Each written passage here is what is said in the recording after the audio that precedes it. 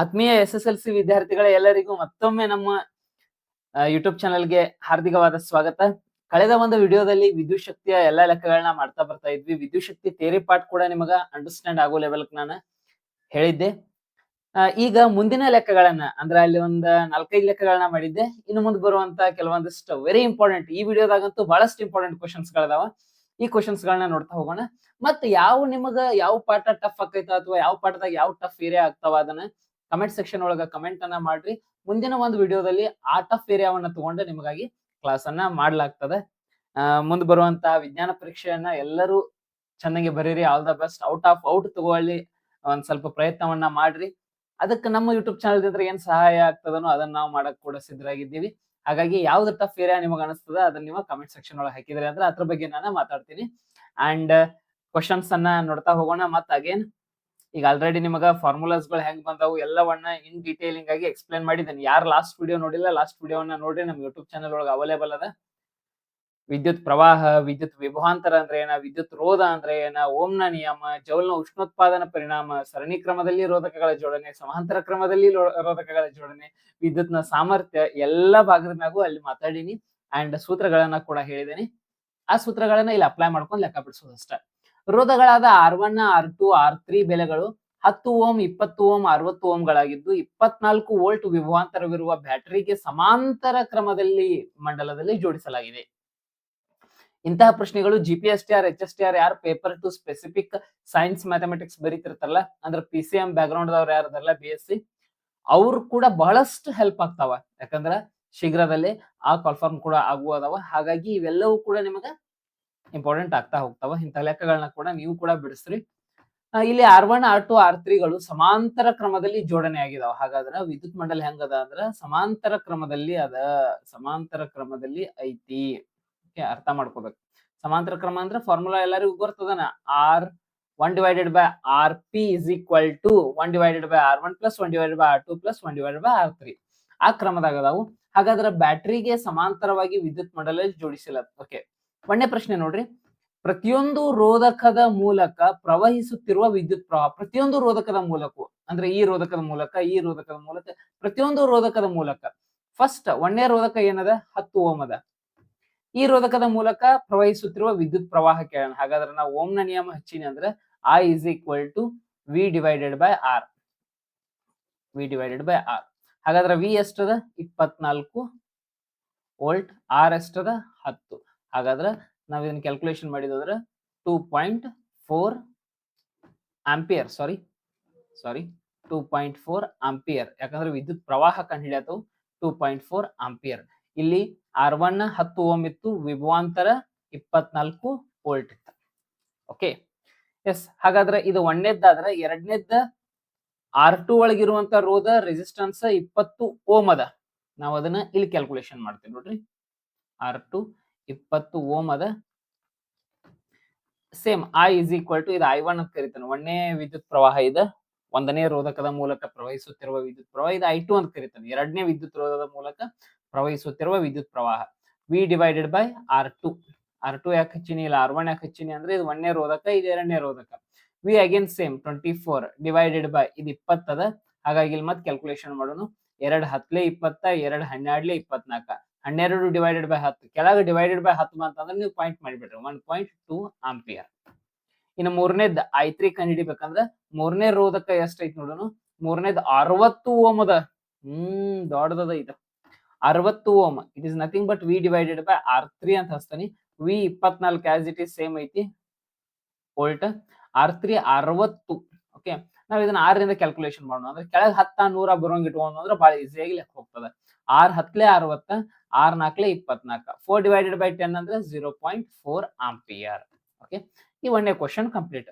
ಪ್ರತಿಯೊಂದು ರೋಧಕದ ಮೂಲಕ ಪ್ರವಹಿಸುತ್ತಿರುವ ವಿದ್ಯುತ್ ಪ್ರವಾಹ ಕೇಳಿದ್ದ ನಾ ಇದನ್ನ ಕಂಪ್ಲೀಟ್ ಆಗಿ ನೋಡಿನಿ, ಒಂದೊಂದು ಚೆಕ್ ಮಾಡ್ಕೊಂಡು. ಇನ್ನು ಎರಡನೇದು ನೋಡ್ರಿ, ಮಂಡಲದಲ್ಲಿ ಇರುವ ಒಟ್ಟು ವಿದ್ಯುತ್ ಪ್ರವಾಹ. ಇದು ಒಂದನೇ ರೋಧಕದ ಮೂಲಕ ಇಷ್ಟು ವಿದ್ಯುತ್ ಹರಿ ಹೊಂಟೈತೆ 2.4 ಆಂಪಿಯರ್. ಎರಡನೇ ರೋಧಕದ ಮೂಲಕ 1.2 ಆಂಪಿಯರ್ ಹೊಂಟದ. ಮೂರನೇ ರೋಧಕದ ಮೂಲಕ 0.4 ಆಂಪಿಯರ್ ವಿದ್ಯುತ್ ಪ್ರವಾಹ ಆಗತ್ತದ. ಹಾಗಾದ್ರೆ ಒಟ್ಟು ವಿದ್ಯುತ್ ಪ್ರವಾಹ ಕೇಳತನು.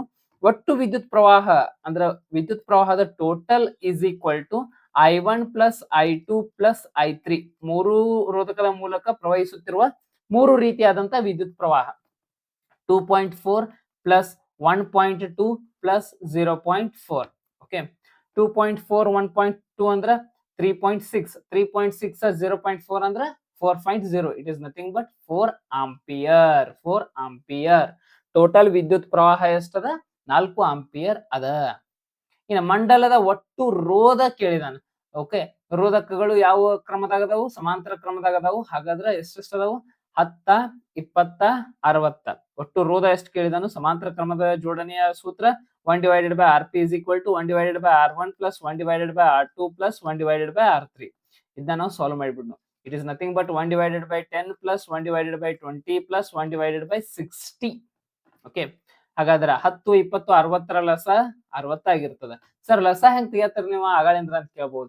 ದೊಡ್ಡ ಸಂಖ್ಯೆ ಯಾವ್ದದ ಅದ್ರ ಮ್ಯಾಗ ಇಡ್ಬೇಕು. 60 ಅದ 61 60 20 ಮ್ಯಾಗ ಹೋಯ್ತಿ 10 ಮ್ಯಾಗ ಹೋಯ್ತಿ. ಹಾಗಾದ್ರೆ 60 ಅನ್ನೋದು ಲಸ.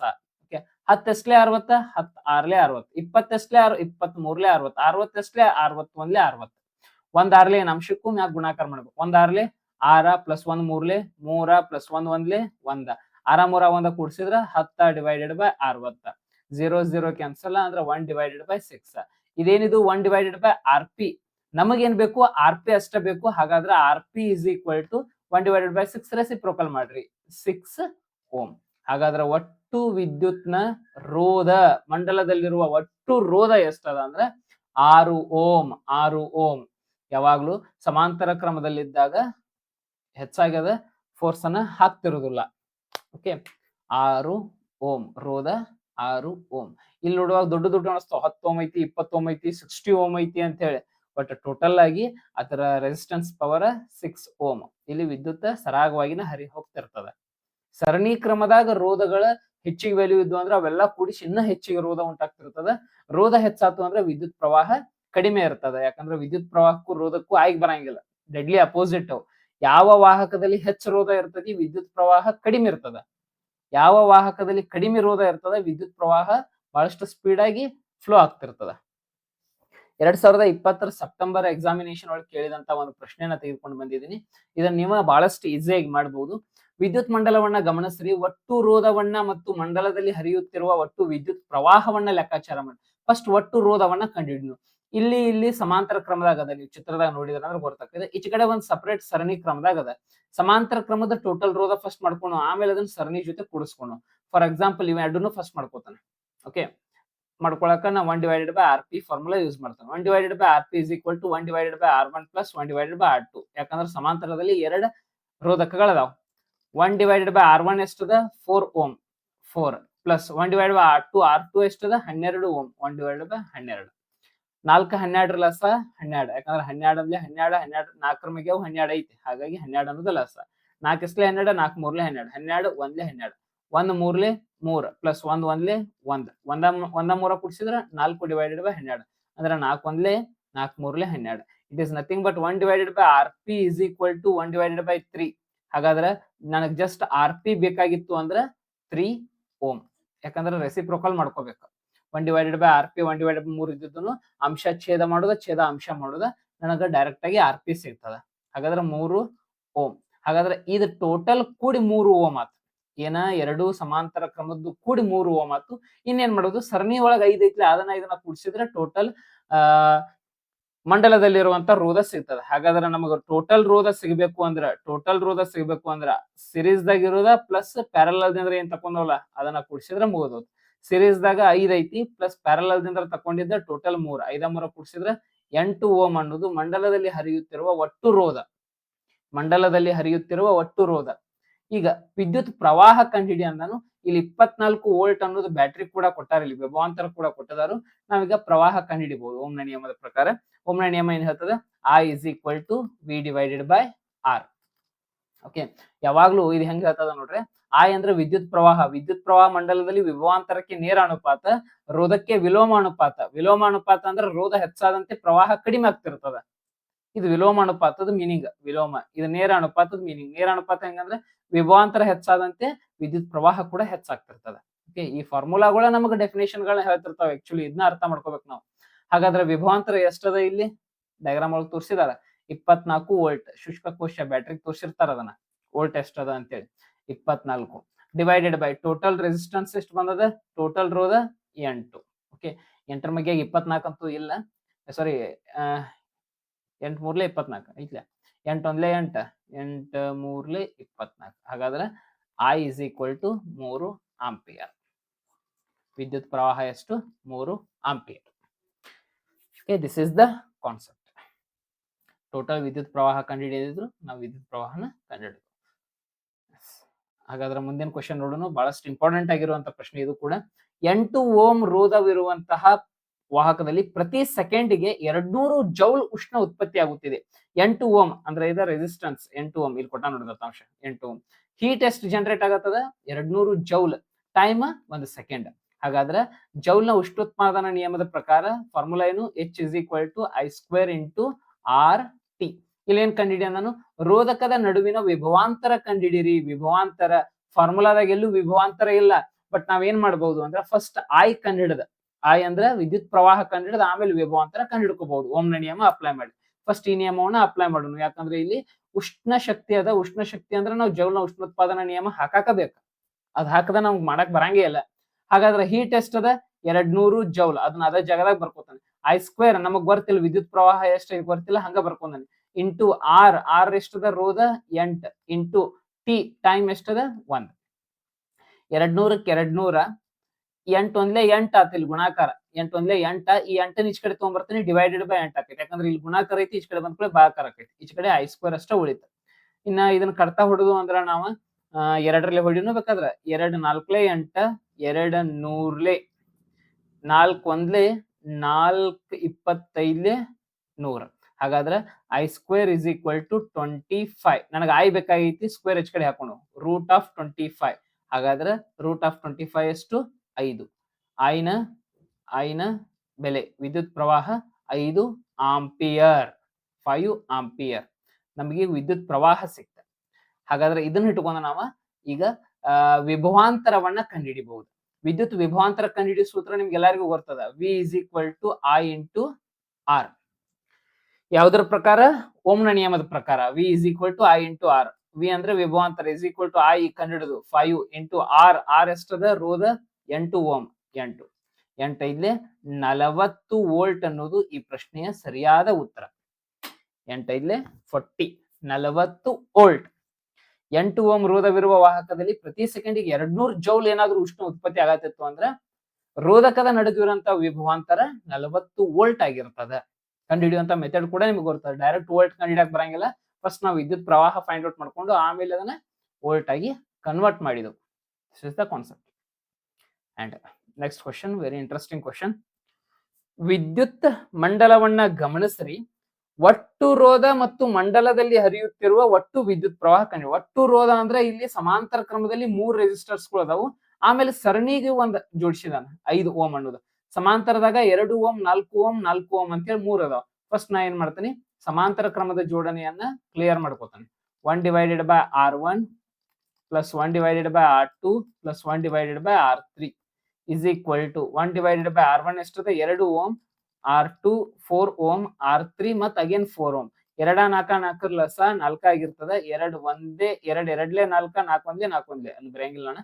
1 2ಲೆ 2 ಪ್ಲಸ್ ಮ್ಯಾಗಿನ ಅಂಶ ನೋಡ್ರಿ, 1ಕ್ಕೆ 1 ಪ್ಲಸ್ 1ಕ್ಕೆ 1, 2 1 3 3 1 4, 4 ಡಿವೈಡೆಡ್ ಬೈ 4 ಕರ್ತಾ ಹೊಡೆದು ಅಂದ್ರೆ 1, 4 ಒಂದ್ಲೆ 4 ಒಂದ್ಲೆ 1. ಹಾಗಾದ್ರೆ 1 ಡಿವೈಡೆಡ್ ಬೈ RPನೂ 1, ಬರೀ RP ಕೂಡ 1, ಯಾಕಂದ್ರೆ 1 ಡಿವೈಡೆಡ್ ಬೈ 1 ಇರ್ತದೆ. ನೀವು ಬರೀ ಅದನ್ನ ರೆಸಿಪ್ರೋಕಲ್ ಮಾಡಿದ್ರೆ 1 ಬರ್ತದೆ. ಹಾಗಾದ್ರೆ ಟೋಟಲ್ ಇದೇನಿದ ಪ್ಯಾರಲಲ್ ಒಳಗೆ ಜೋಡಣೆ ಆಗಿದ್ದ, ಸಮಾಂತರ ಕ್ರಮದಲ್ಲಿ ಜೋಡಣೆ ಆದಂತ ರೆಸಿಸ್ಟರ್ಸ್ ಗಳ ಒಟ್ಟು ರೆಸಿಸ್ಟೆನ್ಸ್ 1 ಓಮ್. ಇನ್ನು ಇದನ್ನ ಸರಣಿ ಜೊತೆ ಒಂದು ಕೂಡಿಸ್ಬೇಕಲ್ಲ, ಟೋಟಲ್ ಮಾಡ್ಬೇಕಂದ್ರೆ ನಾವು ರೆಸಿಸ್ಟೆನ್ಸ್ ಟೋಟಲ್ ಮಾಡುವಾಗ ಸರಣಿ ಕ್ರಮದ ಜೋಡಣೆ ಪ್ಲಸ್ ಸಮಾಂತರ ಕ್ರಮದ ಜೋಡಣೆ ಕೂಡಿಸ್ಕೋಬೇಕು. ಅಂದಾಗ ಮಂಡಲದಲ್ಲಿನ ಟೋಟಲ್ ಕೂಡ್ತದ. ಸರಣಿ ಕ್ರಮದಾಗ ಒಂದ 5 ಓಮ್ ಇದ್ದಿದ್ದೈತಿ, 5 ಪ್ಲಸ್ ಸಮಾಂತರ ಕ್ರಮದಾಗ 1 ಬಂದೈತಿ. ಟೋಟಲ್ 5 ಒಂದ ಕೂಡಿಸಿದ್ರೆ 6 ಓಮ್ ಅನ್ನೋದು ಮಂಡಲದಲ್ಲಿ ಹರಿಯುತ್ತಿರುವ ಟೋಟಲ್ ವಿದ್ಯುತ್ ರೋಧ, ಟೋಟಲ್ ರೋಧ. ಈಗ ವಿದ್ಯುತ್ ಪ್ರವಾಹ ಎಷ್ಟೈತಿ ಅಂತ ಕಂಡುಹಿಡಿಯ ನಾನು ಈಸಿಯಾಗಿ ಕಂಡುಹಿಡಿಬಹುದು. ವಿದ್ಯುತ್ ಪ್ರವಾಹದ ಸೂತ್ರ again I is equal to V divided by R. V ಎಷ್ಟದ ಮಂಡಲದಲ್ಲಿ, V ಅಂದ್ರೆ ಬ್ಯಾಟರಿ ಶುಷ್ಕ ಕೋಶಕ್ಕೆ ಇರುವಂತ ವೋಲ್ಟ್, ವೋಲ್ಟೇಜ್ 6 ವೋಲ್ಟ್ ಅದ, 6 volt divided by total R, total resistance ಎಷ್ಟು ಬಂತು ಆರ್, ಅದು 6, ಆರ್ ಒಂದ್ಲೆ ಆರ್ ಒಂದ್ಲೆ. ಹಾಗಾದ್ರೆ I is equal to 1 ampere, I is equal to 1 ampere. Answer is 1 ampere ಕೂಡ ಪ್ರಶ್ನೆ ಆಗ್ತದ, ನೋಡ್ಕೊಂಡಿಟ್ಕೋರಿ. ದೆನ್ ಎಸ್ ಇಲ್ಲದ ನೋಡ್ರಿ ಗಂಡು ಕ್ವಶನ್. ಈ ಕ್ವಶನ್ಗಾಗಿ ನಾವು ವೇಟ್ ಮಾಡತ್ತಿದ್ರ ಬಹಳಷ್ಟು ಜನ. ಈ ಕ್ವಶನ್ ಬಹಳಷ್ಟು ಇಂಪಾರ್ಟೆಂಟ್, ಯಾಕಂದ್ರೆ ರೋಧಶೀಲತೆಯನ್ನ ಕಂಡುಹಿಡಿಯುವಂತ ಪ್ರಶ್ನೆ ಬಹಳ ಜನಕ್ಕೆ ಕನ್ಫ್ಯೂಸ್. ಸರ್ ಹೆಂಗ್ ಮಾಡುದು ಬಹಳಷ್ಟು ಜನ ಕ್ವಶನ್ ಕೇಳಿದ್ದ ಇದನ್ನ ನಾನು, ಸರ್ ರೋಧಶೀಲತೆ ಹೆಂಗ್ ಕಂಡುಹಿಡಿದ, ಬಹಳ ಈಸಿ ರೋಧಶೀಲತೆ. ಫಸ್ಟ್ ನಾ ಇಲ್ಲಿ ಫ್ಯಾಕ್ಟರ್ಸ್ ಗಳನ್ನ ಬರ್ಕೋತಾನೆ. ಒಂದು ಲೋಹದ ತಂತಿಯ ವ್ಯಾಸ 0.3 mm, ವ್ಯಾಸ ಅಂದ್ರೆ ಡಯಾಮೀಟರ್ 0.3 mm. ಇದು ನಮಗ್ ಮೀಟರ್ದಾಗ ಮಾಡ್ಕೋತಾನ, ಆಮೇಲೆ ಮಾಡ್ಕೋತಾನೆ. ಫಸ್ಟ್ ಇದನ್ನ ನೋಡೋಣ. ಉದ್ದ 1 ಮೀಟರ್, ಉದ್ದ ಅಂದ್ರೆ ಲೆಂತ್ 1 ಮೀಟರ್. ರೋಧವು 20 ಡಿಗ್ರಿ ಸೆಲ್ಸಿಯಸ್ ನಲ್ಲಿ, ಅಂದ್ರೆ ಅದು ಉಷ್ಣತೆ, ಅದೇನ್ ಬೇಡ. 26 ಓಮ್ ಅಂದ್ರೆ ಇದು ರೋಧವನ್ನ ಕೊಟ್ಟರು, 26 ಓಮ್. ಅದರ ವ್ಯಾಸವು 0.33 mm, ವ್ಯಾಸನ ಡಯಾಮೀಟರ್ ಬರ್ಕೊಂಡನಿ. ಈ ತಾಪಮಾನದಲ್ಲಿ ಲೋಹದ ತಂತಿಯ ರೋಧಶೀಲತೆ ಎಷ್ಟು, ರೋ ಎಷ್ಟು ಅಂತ ಕೇಳಿದ.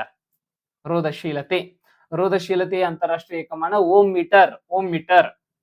ಹಾಗಾದ್ರೆ ಎಷ್ಟು ಕಂಡುಹಿಡಿಕಿತ್ರ ಮೊದಲ ಈಗ ಮಿಲಿಮೀಟರ್ ಒಳಗದಲ್ಲ ಈ ಮಿಲಿಮೀಟರ್, ಇದನ್ನ ಮೀಟರ್ ಕನ್ವರ್ಟ್ ಮಾಡೋಣ. ಎಲ್ಲಾರು ಗಮನಿಸ್ರಿ, 1 ಮೀಟರ್ ಅಂದ್ರ 100 ಸೆಂಟಿಮೀಟರ್, 1 ಸೆಂಟಿಮೀಟರ್ ಅಂದ್ರ 10 millimetre. This is the unit measurements. 1 metre ಅಂದ್ರ 100 ಸೆಂಟಿಮೀಟರ್, 1 ಸೆಂಟಿಮೀಟರ್ ಅಂದ್ರ 10 ಮಿಲಿಮೀಟರ್. ಹಾಗಾದ್ರೆ just think about this one. 1 metre ಅಂದ್ರ 1000 ಮಿಲಿಮೀಟರ್, ಯಾಕಂದ್ರೆ ಇಲ್ಲಿ 100 ಇಂಟು 10 ಅಂದ್ರೆ 1000. 1 ಮೀಟರ್ ಅಂದ್ರೆ 1000 ಮಿಲಿಮೀಟರ್. ಹಾಗಾದ್ರೆ ಈ 0.3 ಮಿಲಿಮೀಟರ್ ಅನ್ನ ನಾನು 0.3 ಮಿಲಿಮೀಟರ್ ಅನ್ನ ನಾನು ಮೀಟರ್ ಕನ್ವರ್ಟ್ ಮಾಡ್ಬೇಕಂದ್ರೆ ಡಿವೈಡೆಡ್ ಬೈ 1000 ಮಾಡ್ಬೇಕು. ಓಕೆ, ಕೆಳಗ 3 0 ಅದ, 1 0 2 0 3 0. ಅದ 3 0 ಇಲ್ಲಿ ಅಪ್ಲೈ ಮಾಡ್ತಾನೆ, 0.0003 metre. This is the right answer. Millimetre ಅನ್ನ ಮೀಟರ್ ಕನ್ವರ್ಟ್ ಮಾಡತ್ತಾನ, ಡಿವೈಡೆಡ್ ಬೈ 1000 ಮಾಡೀನಿ. 1000 ಮಾಡಿದ ಕೂಡ ನಿಮ್ಗೆ ಬರ್ತದ. 1000 ಮಾಡಿದ ಕೂಡ ದಶಮಾಂಶ ಪದ್ಧತಿ ಒಳಗ ಕೆಳಗಿರುವಂತ ಜೀರೋಗಳು ಮ್ಯಾಗ ಅಡಾಪ್ಟ್ ಆಗ್ತಾವ. ಇಲ್ಲಿ ಟೋಟಲ್ 4 ಸಂಖ್ಯೆ ಅದಾವ. ನಾ ಇದನ್ನ ಹೆಂಗ್ ಬರಿಬಹುದು ಅಂದ್ರೆ ಇನ್ನೂ ಒಂದು ಪದ್ಧತಿ ಒಳಗ 3 × 10⁻⁴ ಮೀಟರ್. ಓಕೆ, 10⁻⁴ ಅಂದ್ರೆ 4 ಸಂಖ್ಯೆ ಅದಾವ ಅನ್ನಂಗ. 4 ಸ್ಥಾನ ಬಿಟ್ಟು 3 ಅನ್ನ ಆಚೆ ಕಡೆ ಕಳಿಸ್ಬಿಟ್ಟಾನೆ. 3 1 ಇಲ್ಲೇ ಡೈರೆಕ್ಟ್ ಇಲ್ಲಿ ಕಳಿಸ್ಬಿಟ್ಟಾನೆ, 4 ಸ್ಥಾನದ ಮುಂದೆ ಕಳಿಸ್ಯಾನೆ. ಹಾಗಾಗಿ 3 × 10⁻⁴ metre. This is our diameter. Diameter ಅಂದ್ರೆ ವ್ಯಾಸ. ಓಕೆ, ನಾ ಡಯಾಮೀಟರ್ ಅನ್ನ ಹೆಂಗ್ ಕನ್ವರ್ಟ್ ಮಾಡ್ಕೊಂಡು ನೋಡಿರಿ. ಇತರ ಮ್ಯಾಗ ಈಗ ಲೆಕ್ಕ ಹೋಗ್ತದ. ಹಾಗಾದ್ರೆ ರೋಧಶೀಲತೆ ಏನು ಅಂತ ಕೇಳನು. ರೋಧಶೀಲತೆ ಫಾರ್ಮುಲಾವನ್ನ ಎಲ್ಲ ಇಲ್ಲಿ ಹಚ್ತಾನ ನೋಡ್ರಿ. ರೋಧಶೀಲತೆ ಫಾರ್ಮುಲಾ ಹಚ್ಚಕ್ಕಿಂತ ಮೊದಲು ರೋಧದ ಫಾರ್ಮುಲಾ ಏನ್ ಹತ್ತದ ಅಂದ್ರೆ R is equal to rho of L divided by A. ಇದು ಫಾರ್ಮುಲಾ ಅದ. ಈಗ ನನಗೆ ರೋಧಶೀಲತೆ ಬೇಕಾತು ಅಂದ್ರೆ L by A ಆಚೆ ಕಡೆ ಕಳಿಸ್ತಾನೆ. ಆಚೆ ಕಡೆ ಕಳಿಸುವಾಗ ರೆಸಿಪ್ರೋಕಲ್ ಆಗಿ ಹೋಗ್ತದೆ. ರೆಸಿಪ್ರೋಕಲ್ ಅಂದ್ರೆ ಹಂಗ ಹೋಗಂಗಿಲ್ಲ, ಉಲ್ಟಾ ಆಗಿ ಹೋಗ್ತದೆ. ಉಲ್ಟಾ ಅಂದ್ರೆ ಕೆಳಗಿನ ಮ್ಯಾಗ ಮ್ಯಾಗಿನ ಕೆಳಗ. ಹಾಗಾಗಿ ನಾ ರೋ ಕಂಡು ಹಿಡಿಯುವಾಗ rho is equal to R into A divided by L. This is the formula. Okay, ನಿಮ್ಗೆ ಇದು ಅರ್ಥ ಆಯ್ತು ಅಂತ ಅನ್ಕೋತಾನೆ. R is equal to rho L into L divided by A ಅದ. ನನಗೆ ರೋ ಬೇಕಾಗಿದೆ ಅಂದ್ರೆ ರೋಧಶೀಲತೆ ಬೇಕಾಗಿದೆ. L by A ಅನ್ನ ಆಚೆ ಕಡೆ ಕಳಿಸ್ತಾನೆ, A ಡಿವೈಡೆಡ್ ಬೈ L ಆಗ್ತದೆ. ಹಾಗಾದ್ರೆ ನಾ ಇಲ್ಲಿ ಫೈಂಡ್ ಔಟ್ ಮಾಡ್ಕೋತೀನಿ. A ಅಂದ್ರೆ ಏರಿಯಾ. ಫಸ್ಟ್ ಇದನ್ನ ತಿಳ್ಕೊರಿ. A ಅಂದ್ರೆ ಏರಿಯಾ. ಸರ್ ಏರಿಯಾ ಅಂದ್ರೆ ಏನು? ವೃತ್ತದ ಏರಿಯಾ. ಯಾವುದೇ ವೈರ್ಗಳು ವೃತ್ತದ ಪರಿಧಿಯ ರೂಪದಾಗ ಇರ್ತಾವ. ಹಾಗಾಗಿ ಅಲ್ಲಿ ವಿಸ್ತೀರ್ಣ ಅಡ್ಡ ಕೊಯ್ತ ಅಂದ್ರೆ ಅದನ್ನ ತಗೋಬೇಕು ನಾವು, ಆ ಏರಿಯಾ. ಏರಿಯಾದ ಸೂತ್ರ ಏನು? ವೃತ್ತದ ಏರಿಯಾ ಅಂದ್ರೆ ವೃತ್ತದ ವಿಸ್ತೀರ್ಣದ ಸೂತ್ರ ಪೈ ಆರ್ ಸ್ಕ್ವೇರ್. ಬಟ್ ನಮಗೆ ಇಲ್ಲಿ ಆರ್ ಇಲ್ಲ, ನಮ್ಗೆ ಡಿ ಅದ. ಆರ್ ಅಂದ್ರೆ ಏನು? ಆರ್ ಅಂದ್ರೆ ಡಿ ಡಿವೈಡೆಡ್ ಬೈ 2. ಆರ್ ಅಂದ್ರ ತ್ರಿಜ್ಯ, ವ್ಯಾಸದ ಅರ್ಧದಷ್ಟು ಇರ್ತದ. ನಿಮ್ಗೆಲ್ಲರಿಗೂ ಗಣಿತದಾಗ ಬರ್ತದ ಅದ. ಆರ್ ಅಂದ್ರ ತ್ರಿಜ್ಯ, ವ್ಯಾಸದ ಅರ್ಧದಷ್ಟು ಇರ್ತದ. ಹಾಗಾದ್ರೆ ನಾ ಆರ್ ಇನ್ಸ್ಟೆಡ್ ಆಗಿ ಡಿ ಬೈ 2 ಅಂತ ಬಳಸಬಹುದು. ಹಾಗಾದ್ರೆ ಪೈ ಆರ್ ಸ್ಕ್ವೇರ್ ಅನ್ನ ಹಿಂಗ ಕೂಡ ಬರಿಬಹುದು ನಾ, pi D by 2 whole square. This is also correct formation. ಯಾಕಂದ್ರೆ ಆರ್ ಅಂದ್ರ ಡಿ ಬೈ 2. ಓಕೆ, ಈ ಎಲ್ಲಾ ಫಾರ್ಮೇಶನ್ ಅನ್ನ ಇಲ್ಲಿ ಯೂಸ್ ಮಾಡ್ತಾನೆ. Rho is equal to R into area ಅಂದ್ರೆ ಏನು? Pi D divided by 2 whole square, whole divided by L. This is the concept. ಇನ್ ಇದ ಸೂತ್ರವನ್ನ ಇನ್ನೊಂದು ಸ್ವಲ್ಪ ಸಿಂಪ್ಲಿಫಿಕೇಶನ್ ಮಾಡ್ಕೊತಾ ನೋಡ್ರಿ. Rho is equal to R into pi D square, D whole square ಅಂದ್ರೆ D square divided by 2 square ಏನಾಗಿರ್ತದ 4 ಆಗಿರ್ತದ 4 ಇಂಟು ಎಲ್ ಹಿಂಗ್ ಬರ್ಕೋತಾನೆ. ಆ 2 ಹೆಂಗಿದ್ರು ಕೆಳಗ್ ಹೋಗಿ ಹೋಗ್ತದ, ಯಾಕಂದ್ರೆ ಇಲ್ಲಿ ಛೇದದಾಗ ಐತಿ, ಕೆಳಗ್ ಛೇದದ ಜೊತೆ ಹೋಗ್ತದ. ಎರಡರ ಸ್ಕ್ವೇರ್ 4 4 ಕೆಳಗ್ ಹೋಗ್ತದ. ಈ ಫಾರ್ಮುಲಾ ನಮ್ಗೆ ಅಲ್ಟಿಮೇಟ್ ಆಗಿ ಬಂತು. Rho is equal to R into 5d square divided by 4l. ಇನ್ನು ಈ ಫಾರ್ಮುಲಾದಾಗ ಎಲ್ಲ ತುಂಬ್ಕೊಂತ ಹೋಗ್ತೀವಿ ನೋಡ್ರಿ. ಆರ್ ಎಷ್ಟದ? ಆರ್ ಅಂದ್ರ ರೋದ ಎಷ್ಟದ? ಇಲ್ಲದ 26 ohm 26 ohm 26 into pi. What is the value of pi? 22 divided by 7 into D square. D ಎಷ್ಟು ಬಂದೈತಿ? ಡಿ ಇದೀಗ ಕಂಡುಹಿಡಿದ ನಾವು diameter 3 into 10⁻⁻⁴ 3 into 10⁻⁻⁴ 3 into 10⁻⁻⁴ whole square. Sir square ಯಾಕೆ ಮಾಡತ್ತೀರಿ? ಡಿ ಸ್ಕ್ವೇರ್ ಅದ, ಅದಕ್ಕೆ ಸ್ಕ್ವೇರ್ ಮಾಡಿ divided by 4 into L. L ಎಷ್ಟದ? ಉದ್ದ 1 ಅದ ನೋಡ್ರಿ. ಕ್ವಶನ್ದಾಗ ನೋಡ್ರಿ, ಉದ್ದ 1 ಮೀಟರ್ ಅಂತ ಕೊಟ್ಟಾನ, ಮೀಟರ್ದಾಗ ಇರ್ಬೇಕಾವ ಇಂಟು ಎಲ್ 1 ಮೀಟರ್. ಓಕೆ, ಇದನ್ನ ಸಿಂಪ್ಲಿಫಿಕೇಶನ್ ಮಾಡ್ತೀನಿ ನೋಡ್ರಿ. ಇದನ್ನ ಸಿಂಪ್ಲಿಫಿಕೇಶನ್ ಮಾಡಿದಾಗ ಇಲ್ಲಿ ಮಾಡ್ತೀನಿ ಈ ಕಡೆ 26 into 22 divided by 7 into 3 square. 3 into 10⁻⁻⁴ whole square ಅದ, 3 ಸ್ಕ್ವೇರ್ 9 ಇಂಟು 10⁻⁻⁴ ಹೋಲ್ ಸ್ಕ್ವೇರ್ 10⁻⁻8, ಯಾಕಂದ್ರೆ 4 2 8 ಆಕೈತಿ ಡಿವೈಡೆಡ್ ಬೈ 4 1 4. ಕ್ಲಿಯರ್? ಇನ್ನು ಇದನ್ನ ಲೆಕ್ಕಾಚಾರ ಮಾಡ್ತೀನಿ ನೋಡ್ರಿ. 2 ಮಗೆ ಹೋಗ್ತದ, 2 2 2 1 2 13 26 ಮತ್ತೆ 2 ಮಗೆ 2 1 2 11 22. ಹಾಗಾದ್ರೆ ಫೈನಲ್ ಆನ್ಸರ್ ಏನು? 13 into 11 into 9 into 10⁻⁻8 divided by 7. Okay, ಇದನ್ನ ಸಿಂಪ್ಲಿಫಿಕೇಶನ್ ಮಾಡಿದಾಗ 13 11 143 143 9 ಗುಣಾಕಾರ ಮಾಡ್ರಿ ಎಲ್ಲಾರು. 143 9 9 3 27 9 4 36 2 38 9 1 9 3 12 1 2 8 7 1 2 8 7 ಇಂಟು 10⁻⁻8 ಡಿವೈಡೆಡ್ ಬೈ 7. 7ರಿಂದ ಈಗ ಮ್ಯಾಗಿನ ಕರ್ತಾ ಹೊಡಿಬೇಕು. 7 1 7 1 7 5 ಉಳಿತ, 7 8 56 2 ಉಳಿತ, 7 3 20 7 4 28 ಸಮೀಪದ, 7 4 28 ಸಮೀಪದ. ಹಾಗಾಗಿ ನಾನು 4 ಇಡಾಕ ಟ್ರೈ ಮಾಡ್ತೇನೆ. 3.9 ಬರ್ತದೆ, 3.9 ಬರಾಕ್ ಹೋಗ್ತದೆ. ನಾನು ಹಾಕಿಟ್ರೆ ಏನು ಪ್ರಾಬ್ಲಮ್ ಇಲ್ಲ. ಹಾಗಾದ್ರೆ ಫೈನಲ್ ಆನ್ಸರ್ ಇಸ್ 184 ಇಂಟು 10⁻⁻8. ಇದನ್ನ ಸಿಂಪ್ಲಿಫೈ ಮಾಡಿ ಬರಿಬೇಕಂದ್ರೆ 1 ಪಾಯಿಂಟ್ 2 ಸ್ಥಾನ ಬಿಟ್ಟು ಈ ಕಡೆ ಪಾಯಿಂಟ್ ಕೊಡ್ತಾನೆ, ಇಲ್ಲಿ 2 ಮೈನಸ್ ಆಗ್ತಾವ, ಅಂದ್ರೆ 2 ಹೋಗ್ತಾವ. ಅಂದ್ರೆ ಹೆಂಗ್ ಬರಿಬಹುದು ಅಂದ್ರೆ 1.84 ಇಂಟು 10⁻⁻6. ಓಕೆ, 184 ಇಂಟು 10⁻⁻8 ಅಂದ್ರೂ ಕರೆಕ್ಟ್. ಇದನ್ನ ಚೆನ್ನಾಗಿ ಸ್ಟ್ಯಾಂಡರ್ಡ್ ಆಗಿ ಬಳಸಬೇಕು ಅಂದ್ರೆ ಒಂದ ಪಾಯಿಂಟ್ ಇಟ್ಟು ಪಾಯಿಂಟ್ ಇಡಬೇಕು, ಒಂದ ಸಂಖ್ಯೆ ಬರೆದು ಪಾಯಿಂಟ್ ಇಡಬೇಕು. ಇದು ಸ್ಟ್ಯಾಂಡರ್ಡ್ ಫಾರ್ಮೇಶನ್ ಅಂತ ಕರೀತಾವ ನಾವು. ಹಾಗಾಗಿ ಇದನ್ನ 1.84 ಇಂಟು 10⁻⁻6 ಬರೆದ್ರೆ ಬಹಳಷ್ಟು ಸ್ಟ್ಯಾಂಡರ್ಡ್ ಫಾರ್ಮೇಶನ್ ಬರ್ತದೆ. ಹಾಗಾದ್ರೆ ಈ ತರದ ಓಮ್ ಮೀಟರ್ ಅನ್ನೋದು ಯೂನಿಟ್ ಹತ್ರದ. ಓಕೆ, ಎಸ್ ವಿದ್ಯಾರ್ಥಿಗಳೇ, ಐ ಹೋಪ್ ನಿಮ್ಗೆ ಅಂಡರ್ಸ್ಟ್ಯಾಂಡ್ ಆಯ್ತು ಅಂತ ಅನ್ಕೋತೀನಿ. ಬಹಳಷ್ಟು ಟಫೆಸ್ಟ್ ಕ್ವಶನ್ ಇದೆ ನಮ್ಮ ವಿದ್ಯುತ್ ಶಕ್ತಿ ಪಾಠದಾಗ. ರೋಧಶೀಲತೆಯನ್ನ ಕಂಡುಹಿಡಿದು ಬಹಳಷ್ಟು ವಿದ್ಯಾರ್ಥಿಗಳು ತಡ್ಕಾಡ್ದ ಇಲ್ಲೇ. ನಾಳೆ ಏನಾದ್ರು ನಮ್ ನಶೀಬ್ ಕೆಟ್ಟ ಇದ ಪ್ರಶ್ನೆ ಬಂತಂದ್ರೆ ಏನು ಮಾಡಕ್ ಆಗಂಗಿಲ್ಲ. ಬಂದ್ರ ಮತ್ತೆ ಇದ ಬರ್ತೈತೆ ನಿಕ್ಕಿ, ಅಂದ್ರೆ ಇದ ವ್ಯಾಲ್ಯೂಸ್ ಇರುವಂತ ಕ್ವಶನ್ಸ್ ಬರ್ತದ. ಹಾಗಾಗಿ ಇದನ್ನೊಂದ್ ಸ್ವಲ್ಪ ನೋಟ್ ಮಾಡ್ಕೊಡ್ರಿ. ಹೆಂಗ್ ಮಾಡೀನಿ ಇನ್ನೊಮ್ಮೆ ನೋಡ್ಕೋರಿ, ನಿಮ್ಗೆ ಅಂಡರ್ಸ್ಟ್ಯಾಂಡ್ ಆಗೇ ಆಗ್ತದೆ. ಸೂತ್ರದಲ್ಲಿ ಬಹಳಷ್ಟು ಬದಲಾವಣೆಗಳು ಮಾಡಿದ್ದು. ಅಲ್ಲಿ ಏರಿಯಾ ಇದ್ದಿದ್ದು ಪೈಆರ್ ಸ್ಕ್ವೇರ್, ಯಾಕಂದ್ರೆ ವೃತ್ತದ ವಿಸ್ತೀರ್ಣ ಪೈಆರ್ ಸ್ಕ್ವೇರ್. ನಮ್ ಕಡೆ ಆರ್ ಇದ್ರಕ್ಕಿಲ್ಲ, ಹಾಗಾಗಿ ಅದನ್ನ pi D divided by 2 whole square ಮಾಡ್ಕೊಂಡು ತಗೊಂಡ್ ಬಂದು, ಹಾಗಾಗಿ last final answer 1.84 into 10⁻⁻6 ohm metre ಅನ್ನೋದಿತ್ರ answer. One of the most interesting questions ಇದೊಂದು. ನೀವು ಇದನ್ನ ನೋಟ್ ಮಾಡ್ಕೊಂಡು ಇಟ್ಕೊಳ್ರಿ. ಅಂಡ್ ಲಾಸ್ಟ್ ಪ್ರಶ್ನೆ, ನಮ್ಮ ಈ ವಿಡಿಯೋದ ಲಾಸ್ಟ್ ಪ್ರಶ್ನೆ. ಉದ್ದ ಎಲ್ ಹಾಗೂ ಎ ಅನ್ನೋದು ಅಡ್ಡ ಕೊಯ್ತದ ವಿಸ್ತೀರ್ಣ ಏರಿಯಾ. ವಾಹಕ ತಂತಿಯ ರೋಧವು 4 ಓಮ್ ಆಗಿದೆ. ಒಂದು ವಾಹಕ ತಂತಿ ಕೊಟ್ಟಾನೀಗ. ಅದೇ ರೀತಿ ಇನ್ನೊಂದು ಒಂದೇ ವಾಹಕ ತಂತಿ ನೋಡೋಣ. ಫಸ್ಟ್ ವಾಹಕ ತಂತಿ ಅಂದ್ರ ಈ ತರದ ಅಡ್ಡ ಕೊಯ್ತ ಎಲ್ಲ ಕೊಟ್ಟಾನ ಅಂದ್ರೆ it is first resistance is equal to rho of L divided by A formula. ಇದೆಷ್ಟಾಗೈತಿ? 4 ಓಮ್ ಆಗೈತಿ, 4 ಓಮ್ ಆಗ್ಯದ. ಇದೇ ರೀತಿ ಇನ್ನೊಂದು ಅಂದ್ರೆ ಎರಡನೇ ವಾಹಕ ತಂತಿ ಅಂತ ಅನ್ಕೋಣ. ಎರಡನೇ ವಾಹಕ ತಂತಿ, ಇದರ ಉದ್ದ L/2, ಇದ್ರ ಉದ್ದ L/2. ದಿಸ್ ಇಸ್ ಎರಡನೇ ವಾಹಕ ತಂತಿ ರೋಧ. 2a ಅನ್ನೋದು ವಿಸ್ತೀರ್ಣ. Okay, rho as it is rho ಇಡ್ತಾನೆ. ಎಲ್ ಉದ್ದ ಅಂದ್ರ L/2 ಅಂತ ಕೊಡತಾನ. L/2 ಇಟ್ಕೋರಿ. ಹೋಲ್ ಡಿವೈಡೆಡ್ ಬೈ ಏರಿಯಾ ಎಷ್ಟೈತೆ ಅನ್ನತಾನು 2a ಅಂತ ಕೊಡತಾನ. ಏರಿಯಾ 2a ಐತಿ. ಹಾಗಾದ್ರೆ ಅದ್ರ ರೋಧ ಕಂಡಿಡೀರಿ ಅನ್ನತಾರ. ರೋಧ ಹೆಂಗ ಕಂಡಿಡಿಬೇಕು? ಓಕೆ, ಇಲ್ಲಿ L/2 ಅದ. ಈ 2 ಅನ್ನ ಕೆಳಗ್ ತಗೊಂಬರ್ರಿ. ಈ ಫಾರ್ಮುಲಾ ಏನಾಗ್ತದ ಅಂದ್ರೆ rho is equal to L/2 sorry L/2 2 ಕೆಳಗ್ ಬರ್ತದ. L ಡಿವೈಡೆಡ್ ಬೈ 2 ಕೆಳಗ್ ಬಂತು ಅಂದ್ರೆ ಗುಣಾಕಾರ ಆಗ್ತದೆ. 2 2 4 ಓಕೆ, ರೋ ಇಂಟು ಆಗ್ಬೇಕಿದೆ. Rho into L divided by 4a. ಇದ್ರೊಳಗಿಂದ ನಾವು ಕೆಳಗ್ 4 ಅದ ಅದನ್ನ ಕಾಮನ್ ಆಗಿ ಹೊರಗೆ ತೆಗೆದು ಅಂದ್ರೆ 1 ಡಿವೈಡೆಡ್ ಬೈ 4 ಕಾಮನ್ ತೆಗಿತು. ಯಾಕಂದ್ರೆ ಕೆಳಗೆ ಡಿನಾಮಿನೇಟರ್ ದಾಗ ಛೇದದಾಗ 4 ಐತಿ. ಹಾಗಾಗಿ ಮ್ಯಾಗ ಏನಿಲ್ಲ ಅಂದ್ರೆ 1 ಇರ್ತದೆ. 1/4 ಕಾಮನ್ ಆಗಿ ತೆಗಿತೀನಿ. ಒಳಗೆ ಏನ್ ಉಳಿತು? ರೋ ಉಳಿತು into L divided by a ಉಳಿತು. Understand? 1 divided by 4 rho into L divided by a ಅಂದ್ರೆ ಒಂದಕ್ಕೆ ಹೇಳ್ಬಿಟ್ಟಾನವ. Rho into L divided by a ಅಂದ್ರೆ 4 ಓಮ್.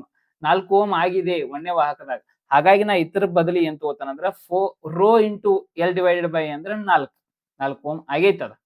ಇಲ್ಲಿ 4 get cancellation. Then answer is 1 ohm. ಇದು ರೋಧ. ಇನ್ನೊಂದು ವಾಹಕದ ರೋಧ ಎಷ್ಟು ಅಂತ ಕೇಳಿದಾನು. ರೋಧ ಕಂಡಿಡಿ ಅಂತ ಕೇಳಿದಾನು. ಎಷ್ಟು ಅಂದ್ರೆ 1 ಓಮ್. ಬಹಳಷ್ಟು ಈಸಿ ಆಗಿತ್ತು. ಒಂದ್ ಸ್ವಲ್ಪ ಕಾಂಪ್ಲಿಕೇಟೆಡ್ ಮಾಡಿದ್ದ ಕ್ವಶನ್. ಹೆಂಗಂದ್ರೆ ಫಸ್ಟ್ ಒಂದನೇ ತಂತಿದ್ ಏನ್ ಕೊಟ್ಟದಾರು ಇಲ್ಲಿ ಗಮನಿಸ್ರಿ. ಇಲ್ಲಿ ಇನ್ನೊಂದು ಹೇಳ್ತೀನಿ. ಇನ್ನೊಂದು ಕ್ವಶನ್ ಅದಾನ. ಓಕೆ, ಒಂದನೇ ತಂತಿದ್ ಏನ್ ಕೊಟ್ಟದಾನು? ಒಂದನೇ ತಂತಿದ ರೋಧ 1 ಓಮ್ ಅಂತ ಹೇಳಿ ಕೊಟ್ಬಿಟ್ಟ. ನಾವು ಸಾರಿ 4 ಓಮ್ ಅಂತ ಹೇಳಿ ಕೊಟ್ಬಿಟ್ಟ. 4 ಓಮ್ ಆಗೈತೆ ಅಂತ ಕೊಟ್ಟ. ಎರಡನೇ ತಂತಿನ ನೀವು ಉದ್ದ ಅನ್ನುವಲ್ಲಿ L/2 ತಗೋರಿ. ಕೆಳಗ ಏರಿಯಾ ಏನ್ ಬರೀತೀರಿ ಅದನ್ನ 2a ಅಂತ ತಗೋರಿ ಅಂತ ಕೊಟ್ಟ ನಾವು. ಹಾಗಾಗಿ ಎರಡನೇ ತಂತಿ ರೋಧ ಕಂಡಿಡಿಯುವಾಗ ರೋಧದ ಫಾರ್ಮುಲಾ ಏನ? Rho into bracket rho into L divided by a. Rho as it is rho ಇಡ್ತೀನಿ. L ಇದ್ದಲ್ಲಿ L/2 ಬರಿಬೇಕು. a ಇದ್ದಲ್ಲಿ 2a ಬರಿಬೇಕು. ಇದನ್ನ ಏನ್ ಮಾಡ್ರಿ? ರೋ ಆಸ್ ಇಟ್ ಇಸ್ ಇಡ್ತಾನೆ. L ಆಸ್ ಇಟ್ ಇಸ್ 2 ಕೆಳಗ್ ಗುಣಾಕಾರಕ್ಕೆ ಇರ್ತದ. ಪದ್ಧತಿನ ಹಂಗ ಇದೆ. 4a ಇದ್ರೊಳಗ 1 ಡಿವೈಡೆಡ್ ಬೈ 4 ಕಾಮನ್ ತೆಗಿತೀನಿ. ಒಳಗೆ ಏನ್ ಉಳಿತು? Rho L divided by a ಉಳಿತು. Rho L divided by a ಅಂದ್ರೆ ನಮ್ದ R ರೆಸಿಸ್ಟೆನ್ಸ್ ಫಾರ್ಮುಲಾ ಅದ. ರೋ L ಡಿವೈಡೆಡ್ ಬೈ ಈ R 4 ಓಮ್ ಐತಿ ಅಂತ ಒಂದೇ ಸ್ಟೇಟ್ಮೆಂಟ್ ಒಳಗೆ ಒಂದೇ ಹೇಳಿಕೆ ಒಳಗೆ ಕೊಟ್ಟಾರ. ಹಾಗಾಗಿ 1 divided by 4 into 4 get cancellation. Then 1 ohm ಅನ್ನೋದು ಎರಡನೇ ರೋಧ, ಎರಡನೇ ವಾಹಕ ತಂತಿಯ ರೋಧ ಆಗಿರ್ತದೆ. ಬಹಳ ಸಿಂಪಲ್ ಆಗಿ ಇಲ್ಲಿ ನಾನು ನಿಮ್ಗೆ ಸಾಲ್ವ್ ಮಾಡಿ ಕೊಟ್ಟನಿ. ಇದನ್ನ ನೋಡ್ಕೊಂಡ್ರಿ ಅಂದ್ರೆ ನಿಮ್ಗೆ ಗೊತ್ತಾಗಿ ಆಗ್ತದೆ. ಇನ್ನೊಂದು ಲಾಸ್ಟ್ ಕ್ವಶನ್ ಅದ. ಇದು ಮುಗೀತು ಅಂದ್ರೆ ಈ ಕ್ಲಾಸ್ ಇಲ್ಲಿಗೆ ಮುಗೀತದ. 400 ವ್ಯಾಟ್ ಸಾಮರ್ಥ್ಯದ ರೆಫ್ರಿಜಿರೇಟರ್ ದಿನಕ್ಕೆ 8 ಗಂಟೆಗಳ ಕಾಲ ಬಳಕೆ ಆಗುತ್ತೈತಿ. 750 ವ್ಯಾಟ್ ಸಾಮರ್ಥ್ಯದ ಇಸ್ತ್ರಿ ಪೆಟ್ಟಿಗೆ ದಿನಕ್ಕೆ 2 ಗಂಟೆಗಳ ಕಾಲ ಬಳಕೆ ಆದ್ರೆ ಉಪಕರಣಗಳು 30 ದಿನಗಳ ಕಾಲ ಬಳಸಿದಾಗ 1 ಕಿಲೋವ್ಯಾಟ್ ಅವರ್ ಅಥವಾ 1 ಯೂನಿಟ್ ಅಂತ ಹೇಳಿ ಕರೀತಾವ. 1 ಕಿಲೋವ್ಯಾಟ್ ಅವರ್ಗೆ 3 ರೂಪಾಯಿಗಳಂತೆ ತಗಲುವ ವೆಚ್ಚವನ್ನ ಲೆಕ್ಕಾಚಾರ ಮಾಡ್ರಿ ಅಂತ ಕೇಳಿದಾರು. ಬಹಳ ಈಸಿ ಆದಂತ ಕ್ವಶನ್. 400 ವ್ಯಾಟ್ ಸಾಮರ್ಥ್ಯದ ಒಂದು ವಸ್ತು 8 ಗಂಟೆಗಳ ಕಾಲ ಉರಿಯಾತದ. ಹಿಂಗ 30 ದಿನ ಮಾಡತ್ತದ ವರ್ಕ್. ಫಸ್ಟ್ ಇದನ್ನ ತೆಗೆದು ನೋಡೋಣ. 400 8 ಇಂಟು 30 ಫಸ್ಟ್ ಗುಣಾಕಾರ ಇದ್ರ ಮಾಡೋಣ. 4 ಎಂಟ್ಲೆ 8 4 32 32 32 ಇಂಟು 3 3 2 6 3 3 9 96 1 0 2 0 3 0 ಅದಾವು 3 0 96,000 ವ್ಯಾಟ್ ಒಂದೇದು. ಎರಡನೇದು 750 ವ್ಯಾಟ್ ಇರುವಂತ ವಸ್ತು 2 ಗಂಟೆಗಳ ಕಾಲ ವರ್ಕ್ ಮಾಡತ್ತದ. ಇದು 30 ದಿನ ವರ್ಕ್ ಮಾಡೈತಿ. 75 2 150 150 15 15 3 45 45 45 1 0 2 0 ಅಲ್ಲೊಂದು 0 ಇದು 3 0 ವ್ಯಾಟ್. ನೀವು ಗುಣಾಕಾರ ಮಾಡ್ಕೋರಿ ಆಮೇಲೆ ಖಾಲಿ ಇದ್ರೆ. Total 30 as it is 30 6 5 11 9 10 14. It is nothing but 1,41,000 watt. It is nothing but 141 kilowatt. Okay, kilowatt. 1 kilo ಅಂದ್ರೆ 3 0. 1 ಕಿಲೋ ಅಂದ್ರೆ 1000 ಅನ್ನಂಗ. ಓಕೆ, 1,41,000 ವ್ಯಾಟ್ ಇತ್ತು. 141 ಕಿಲೋ ವ್ಯಾಟ್ ಆಯ್ತು. 1 ಕಿಲೋ ವ್ಯಾಟಿಗೆ 3 ರೂಪಾಯಿ. ಹಾಗಾದ್ರೆ ಟೋಟಲ್ ಎಷ್ಟು ಲೆಕ್ಕ ಆಗ್ತದ ಅಂತ ಕೇಳಿದಾರ ಅವರು. 141 ಕಿಲೋ ವ್ಯಾಟ್ ಬರತ್ತದ. 1 ಕಿಲೋ ವ್ಯಾಟಿಗೆ 3 ರೂಪಾಯಿ. 3 ಒಂದ್ಲೆ 3 3 4 12 3 ಒಂದ್ಲೆ 3 1 4 423 ರೂಪಾಯಿ ಟೋಟಲ್ ಆಗಿ ನಾವು ಕೊಡುವಂತದ್ದು. 400 ವ್ಯಾಟಿನ ವಸ್ತು 8 ತಾಸ 30 ದಿನ ಉರಿದೈತಿ. 96,000 ವ್ಯಾಟ್ ಪ್ರೊಡ್ಯೂಸ್ ಆಯ್ತು. 750 ವ್ಯಾಟಿನ ವಸ್ತು 2 ತಾಸ 30 ದಿನ ಮಾಡೈತಿ ವರ್ಕ್ 45,000 ವ್ಯಾಟ್ ಇಲ್ಲಿ ಕನ್ಸ್ಯೂಮ್ ಆಗ್ತದ. 141 ಕಿಲೋ ವ್ಯಾಟ್ ಬಂದಾಗ 1 ಕಿಲೋ ವ್ಯಾಟ್ ಅಥವಾ 1 ಯೂನಿಟ್ಗೆ ₹3 ಅಂದ್ರ 141 ಯೂನಿಟ್ಗೆ ₹423. ಇದು ನಮ್ ಕರೆಂಟ್ ಬಿಲ್. ದಿನ ಮನ್ಯಾಗ ಏನ್ ಕರೆಂಟ್ ತಿಂಗಳ ಮನ್ಯಾಗ ಏನ್ ಕರೆಂಟ್ ಬಿಲ್ ತುಂಬತವಲ್ಲ ಅದೇ ಟೈಪ್ ಆಫ್ ಕ್ವಶನ್ ಇದು. ಕರೆಂಟ್ ಬಿಲ್ ಈ ರೀತಿ ಜನರೇಟ್ ಆಗ್ತಿರ್ತದ. ಅಂದ್ರ ನಿಮ್ ಮನ್ಯಾಗ ಒಂದ್ ಟಿವಿ ಇತ್ತ ಅಂತ ತಿಳ್ಕೊರಿ 2,000 ವ್ಯಾಟಿಂದ, ಅದನ್ನ ನೀವು ದಿನ ಎಷ್ಟೊತ್ತು ನೋಡ್ತೀರಿ ಅನ್ನೋದು ತಿಂಗಳ ಮ್ಯಾಗ ಡಿಪೆಂಡ್ ಆಗಿ ನಿಮ್ ಕರೆಂಟ್ ಬಿಲ್ ಜನರೇಟ್ ಆಗಿ ಬರ್ತಿರ್ತದೆ. ಆ ಟೈಪ್ ಆಫ್ ಕ್ವಶನ್ ಈ ಕ್ವಶನ್ ಕೂಡ ಎಕ್ಸಾಮಿನೇಷನ್ ಬರುವಂತ ಚಾನ್ಸಸ್ ಬಹಳ ಅದ. ಎಸ್ ಆತ್ಮೀಯ ವಿದ್ಯಾರ್ಥಿಗಳೇ ಮತ್ತು GPSTR HSTR ಪರೀಕ್ಷೆ ಬರೆಯುವಂತ ಸ್ಪರ್ಧಾ ಮಿತ್ರರೇ, ಇವೆಲ್ಲವೂ ಕೂಡ ವಿದ್ಯುತ್ ಶಕ್ತಿಗೆ ಸಂಬಂಧಪಟ್ಟಂತ ಪ್ರಶ್ನೆಗಳು. ಇನ್ನೊಂದು ವಿಚಾರವನ್ನ ಹೇಳಕ್ ಇಷ್ಟಪಡ್ತೀನಿ. ವಿದ್ಯುತ್ ಶಕ್ತಿ ಮ್ಯಾಗ ನಾವ ಒಂದು ಸಮಗ್ರ ಪ್ರಶ್ನಾಕೋಶ ಅಂತ ಹೇಳಿ ಮಾಡಿದೆವು ವಿದ್ಯುತ್ ಶಕ್ತಿ ಪಾಠದ. ಇದು ನಮ್ಮ ಆಪ್. ಸರ್ ಯಾವ್ದ್ರಿ ನಿಮ್ ಆಪ್ ಅಂತ ಕೇಳಿದ್ರ ಅಂದ್ರ ನಮ್ಮ ಆಪ್ ಉದಯ್ ಸ್ಟಡಿ ಸರ್ಕಲ್ ಅಂತ ಹೇಳಿ ನೀವು ಗೂಗಲ್ದಾಗ ಹೋಗಿ ಉದಯ್ ಸ್ಟಡಿ ಸರ್ಕಲ್, ಓಕೆ, ನಿಮ್ಮ ಗೂಗಲ್ ಪ್ಲೇಸ್ಟೋರ್ದಾಗ ಹೋಗಿ ಇದನ್ನ ಹೊಡೆದ್ರಿ ಅಂದ್ರೆ ಈ ಅಕ್ಷರಗಳು ಹೊಡೆದ್ರಿ ಅಂದ್ರೆ ಉದಯ್ ಸ್ಟಡಿ ಸರ್ಕಲ್ ಅಂತ ಹೊಡೆದ್ರಿ ಅಂದ್ರೆ ನಮ್ದು ಹಂಗ ಯೂಟ್ಯೂಬ್ ಲೋಗೋ ಐತ್ಲ ಅದರ್ ಟೈಪ್ ಲೋಗೋ ಇರುವಂತ ಒಂದು ಆಪ್ ಸಿಗ್ತದ. 1,000ಕ್ಕೂ ಅಧಿಕ ಮಂದಿ ಸಬ್ಸ್ಕ್ರೈಬರ್ ಆಗಿದಾರ. ಅದಕ್ಕೆ ಇದನ್ನ ಆಪ್ ತಗೊಂಡಾರು. ಬಾರಿ ಚಂದ ರೇಟಿಂಗ್ ಅದ. ಇಟ್ ಮೇ ಬಿ 4.9 ರೇಟಿಂಗ್ ಏನೋ ಐತದ ಔಟ್ ಆಫ್ 5. ಆ ರೇಟಿಂಗ್ ಇರುವಂತ ನಮ್ಮ ಆಪ್ ಅನ್ನ ತೆಗೆದುಕೊಂಡ್ರಿ ಅಂದ್ರೆ ಈ ಒಂದು PDF ನಿಮ್ಗೆ ಸಿಗ್ತದೆ. ಸಮಗ್ರ ವಿದ್ಯುತ್ ಶಕ್ತಿಯ ಒಟ್ಟ ಬಾರಿ ಚಂದ PDF ಇದೆ. ನಾವು ರೆಡಿ ಮಾಡಿದ್ದೆ ಅದನ್ನ ನಮ್ಮ ಟೀಮ್ ಮತ್ತು ನಾವು ಎಲ್ಲಾ ಶಿಕ್ಷಕರು ಕೂಡ ರೆಡಿ ಮಾಡಿದ್ದು. ಸರ್ ಹೆಂಗ್ರಿ ಒಂದ್ ಸ್ವಲ್ಪ ಟ್ರಯಲ್ ತೋರಿಸ್ರಿ ಅಂದ್ರೆ ಇಲ್ಲಿ ನೋಡ್ರಿ ವಿದ್ಯುತ್ ಪ್ರವಾಹದ SI ಘಟಕ ಯಾವುದು ಅಂತ ಹೇಳಿ ಅದ್ರ ಆನ್ಸರ್ ಕೊಟ್ಟ ಅದ್ರದ್ದು ವಿವರಣೆ ಎಲ್ಲಾ ಕೊಟ್ಟೈತಿ. ವಿವರಣೆ ಎಲ್ಲಾ ಕೊಟ್ಟದ. ಮತ್ತೆ ಅದು ಯಾವಾಗ ಎಕ್ಸಾಮ್ ಬಿದ್ದಿತ್ತು ಅನ್ನೋದು ಕೊಟ್ಟದ. ಇಲ್ಲಿ ನೋಡ್ರಿ RRB ಗ್ರೂಪ್ ಡಿ 2019ಕ್ಕೂ ಬಿದ್ದೈತಿ, KPSC SD 2021ಕ್ಕೆ ಬಿದ್ದಂತ ಪ್ರಶ್ನೆ ಇದೆ. ಈ ಪ್ರಶ್ನೆ ಉತ್ತರನು ಕೊಟ್ಟದ. ಉತ್ತರ ಅಷ್ಟೇ ಅಲ್ಲ, ಇದ್ರ ಜೊತೆ ವಿವರಣೆ ಕೂಡ ಕೊಟ್ಟದ. ಇಲ್ಲಿ ವಿವರಣೆ ಅದ ನೋಡ್ರಿ. ವಿದ್ಯುತ್ ಆವೇಶದ ಸೂತ್ರ Q = I × T. ನಾವ್ ಇದೇಗ ವಿದ್ಯುತ್ ಪ್ರವಾಹ ಮಾಡುವಾಗ ಮಾಡಿದ್ವಲ್ಲ I = QT. ಅದ Q ಬೇಕಂದ್ರೆ I ಈಚೆ ಕಡೆ ಗುಣಾಕಾರ ಆಗಿರ್ತದ. ಹಿಂಗ ಮಾಡ್ಕೊಂಡ್ ಲೆಕ್ಕ ಮಾಡ್ಕೊಂಡ್ 600 ಕೂಲಂ ಬಂದೈತಿ. ಕೂಲಂ ಅನ್ನೋದು ವಿದ್ಯುತ್ ಆವೇಶಗಳ ಅಂತಾರಾಷ್ಟ್ರೀಯ ಏಕಮಾನ. ಯಾರಾದ್ರೂ ಸೆಲ್ಫ್ ಸ್ಟಡಿ ಮಾಡ್ಕೊಳ್ಳೋರು ಇದ್ರಂದ್ರೆ ಮಾಡ್ಕೊರಿ. UPSC 2020ಕ್ಕೆ ಬಂದಂತ ಕ್ವಶನ್ ನೋಡ್ರಿ. ಸಾಂಪ್ರದಾಯಿಕ ವಿದ್ಯುತ್ ಪ್ರವಾಹದ ದಿಕ್ಕು ಯಾವುದು ಅಂತೇಳಿ ಧನದಿಂದ ಋಣದ ಕಡೆಗೆ, ಧನ ಧ್ರುವದಿಂದ ಋಣದ ಕಡೆಗೆ ಸಾಂಪ್ರದಾಯಿಕವಾಗಿ ವಿದ್ಯುತ್ ಪ್ರವಾಹದ ದಿಕ್ಕಾಗಿರ್ತದ. ಓಕೆ, ನಾವು ವಿದ್ಯುತ್ ಮಂಡಲದಲ್ಲೂ ಅದನ್ನ ತೋರಿಸ್ತೇವೆ. ಇಲ್ಲ ಅದರದ ವಿವರಣೆ ಕೂಡ ಅದ. ಹಿಂಗ 50ಕ್ಕೂ ಹೆಚ್ಚು MCQ ಟೈಪ್ ಕ್ವಶನ್ಸ್ ಗಳದಾವು ವಿತ್ ಹೆಡ್ಡಿಂಗ್. ಇಟೋಮಟ ಬಂದಿದ್ದು ವಿದ್ಯುತ್ ಪ್ರವಾಹದ ಬಗ್ಗೆ ಕ್ವಶನ್ಸ್ಗಳು. ಈಗ ಓಮ್ನ ನಿಯಮ ಮತ್ತು ರೋಧದ ಮ್ಯಾಗಿನ ಕ್ವಶನ್ಸ್ಗಳು. ಓಮ್ನ ನಿಯಮದ ಪ್ರಕಾರ ಏನೇನ ಹೆಂಗ ವಿವರಣೆ, ರೋಧ ಅಂದ್ರೆ ಏನ, ಇದಾಗ ಮಾಡಿದ ಪ್ರಶ್ನೆಗಳು ಅದಾವ ನೋಡೋದ. ಇಲ್ಲಿ ಕೆಲವೊಂದಿಷ್ಟು ಪ್ರಶ್ನೆಗಳು ಅದಾವ. ಆ ಪ್ರಶ್ನೆಗಳು ಹೆಂಗ್ ಬಿಡಿಸ್ಬೇಕಂತ ಅಲ್ಲಿ ವಿವರಣೆ ಕೂಡ ಹಾಕೈತಿ. ರೋಧವು ಯಾವ್ಯಾವ ಅಂಶಗಳನ್ನ ಅವಲಂಬಿಸಿರ್ತೈತಿ ಅಂತ ಐತಿ ನೋಡ್ರಿ. ಉದ್ದ, ಅಡ್ಡ ಕೊಯ್ತದ ವಿಸ್ತೀರ್ಣ, ಪದಾರ್ಥ, ತಾಪಮಾನ, ಪದಾರ್ಥ ಅಂದ್ರೆ ಅದರದ ಪ್ರಾಕೃತಿಕ ಗುಣಲಕ್ಷಣ, ಕೆಳಗ ಅದರದ ವಿವರಣೆ ಐತಿ. ಪ್ರತಿಯೊಂದು ಕ್ವಶನ್ ಹಿಂಗ ವಿವರಣೆ ಯುಕ್ತ ಅದಾವ. ಮಸ್ತ್ PDF ಅದ. ಕಾರಣಗಳು, ಹೇಳಿಕೆಗಳು ಎಲ್ಲಾ ಕ್ವಶನ್ಸ್ಗಳು ಇದ್ರೊಳಗ ಆಗಿದಾವ. ಒಂದು ತಂತಿಯ ಅಡ್ಡ ಕೊಯ್ತದ ವಿಸ್ತೀರ್ಣ ದ್ವಿಗುಣ, ಅಡ್ಡ ಕೊಯ್ತವನ್ನ ದ್ವಿಗುಣ ಡಬಲ್ ಮಾಡಿದ್ರ ಅಂದ್ರ ಅದ್ರ ಮ್ಯಾಗ ರೋಧ ಏನಾಗ್ತದ? ರೋಧ ಅರ್ಧದಷ್ಟ ಆಗ್ತದ. ಅಡ್ಡ ಕೊಯ್ತ ಹೆಚ್ಚಾದಂತೆ ರೋಧ ಕಡಿಮೆ ಆಗ್ತದ. ರೋಧ ಕಡಿಮೆ ಆಯ್ತು ಅಂದ್ರೆ ವಿದ್ಯುತ್ ಪ್ರವಾಹ ಜಾಸ್ತಿ ಆಗ್ತದ. ಇವೆಲ್ಲವೂ ಎಕ್ಸಾಮಿನೇಷನ್ ಬಹಳ ಇಂಪಾರ್ಟೆಂಟ್. ವಿದ್ಯುತ್ ಶಕ್ತಿ ಅಷ್ಟು ಈಸಿ ಪಾಠ ಅಲ್ಲ. ತಿಳ್ಕೊಂತ ಹೋದ್ರ ಬಾರಿ ಚಂದ ಆಕೈತಿ. ಮತ್ ಮಾರ್ಕ್ಸ್ ಹೋಗುವ ಇದ ಪಾಠದಾಗ. ನಾಳೆ ನಾವು ಟೀಚಿಂಗ್ ಜಾಬ್ ಎಕ್ಸಾಮಿನೇಷನ್ ಬರೋದು ಇದ ಪಾಠದಾಗ ಮಾರ್ಕ್ಸ್ ಹೋಗ್ತಿರ್ತಾವ. ಹಾಗಾಗಿ ಅದ ಒಟ್ಟ ಹೋಗ್ಬಾರ್ದು ಅಂದ್ರೆ ಈ PDF ಅನ್ನು ತಗೋರಿ.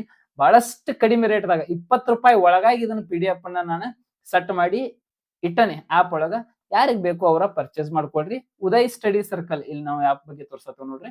ಉದಯ್ ಸ್ಟಡಿ ಸರ್ಕಲ್ ಅನ್ನುವಂತ ಆಪ್ ಅನ್ನ ನೀವು ಪ್ಲೇ ಸ್ಟೋರ್ ಒಳಗೆ ಹೋದ್ರಿ ಅಂದ್ರೆ ಅಥವಾ ನಮ್ಮ ಡಿಸ್ಕ್ರಿಪ್ಷನ್ ಬಾಕ್ಸ್ ಒಳಗೆ ಅದರದ ಆಪ್ ಲಿಂಕ್ ಕೊಟ್ಟಿರ್ತೇನೆ. ಆ ಲಿಂಕ್ ಅನ್ನ ಹೊಡೆದ್ರಿ ಅಂದ್ರೆ ಈ PDF ನಿಮಗೆ ಓಪನ್ ಆಗ್ತದೆ ನೋಡ್ರಿ. ರೋಧಗಳ ಸರಣಿ ಮತ್ತು ಸಮಾಂತರ ಕ್ರಮದ ಜೋಡಣೆಯ ಮೇಗಿನ ಲೆಕ್ಕಗಳ ಎಲ್ಲ ಅದಾವ. ಭಾರಿ ಐತದ PDF. ಓಕೆ, ಭಾರಿ PDF ಅದ. ನೀವು ಇದನ್ನ ಯುಟಿಲೈಸ್ ಮಾಡ್ಕೊಳ್ರಿ ಅಂತ ಹೇಳ್ತಾ ಈ ವಿಡಿಯೋನ ಇಲ್ಲಿಗೆ ಮುಗಿಸ್ತಾ ಇದ್ದೀನಿ. ಎಲ್ಲರಿಗೂ ಕೂಡ ನಮಸ್ಕಾರಗಳನ್ನ ತಿಳಿಸ್ತಾ ಮುಂದಿನ ಇನ್ನೊಂದು ಹೊಸ ವಿಡಿಯೋ ಜೊತೆಗೆ ಬರ್ತೀನಿ. SSLC ವಿದ್ಯಾರ್ಥಿಗಳಿಗೆ ಆಲ್ ದ ಬೆಸ್ಟ್. ಮುಂದೆ GPSTR HSTR ಓದುವಂತ ವಿದ್ಯಾರ್ಥಿಗಳಿಗೂ ಕೂಡ ಆಲ್ ದ ಬೆಸ್ಟ್ ಅನ್ನ ಹೇಳ್ತೀನಿ. ಚೆನ್ನಾಗಿ ವರ್ಕ್ ಮಾಡ್ರಿ, ಎಲ್ಲರೂ ಕೂಡ ಸ್ಟಡಿ ಮಾಡ್ರಿ. ಓಕೆ, ಮುಂದಿನ ವಿಡಿಯೋದಲ್ಲಿ ಮತ್ತೆ ಸಿಗ್ತೀನಿ. ಅಲ್ಲಿವರೆಗೂ ಬಾಯ್, ಟೇಕ್ ಕೇರ್. ಯಾವ್ದು SSLC ಒಳಗೆ ಸೈನ್ಸ್ ಒಳಗೆ ಟಫ್ ಏರಿಯಾ ಅನ್ಸತ್ತದಲ್ಲ ಅದನ್ನ ಕಮೆಂಟ್ ಸೆಕ್ಷನ್ ಒಳಗೆ ಕಮೆಂಟ್ ಮಾಡ್ರಿ. ಆ ಏರಿಯಾ ಜೊತೆ ನಿಮ್ ಜೊತೆ ಬರ್ತೀನಿ. ಮುಂದಿನ ವಿಡಿಯೋದಾಗ ಮತ್ತೆ ನಾನು ವಿಜ್ಞಾನದ ಪಾಠಗಳನ್ನ ತಗೊಂಡ್ ಬರ್ತೀನಿ. ಸೋಮವಾರದ ಎಕ್ಸಾಮ್ ಭಾರಿ ಚಂದ ಆಗ್ಬೇಕು ನಿಮ್ಗೆ, ಅದ ನನ್ನ ಉದ್ದೇಶ. Okay, thank you.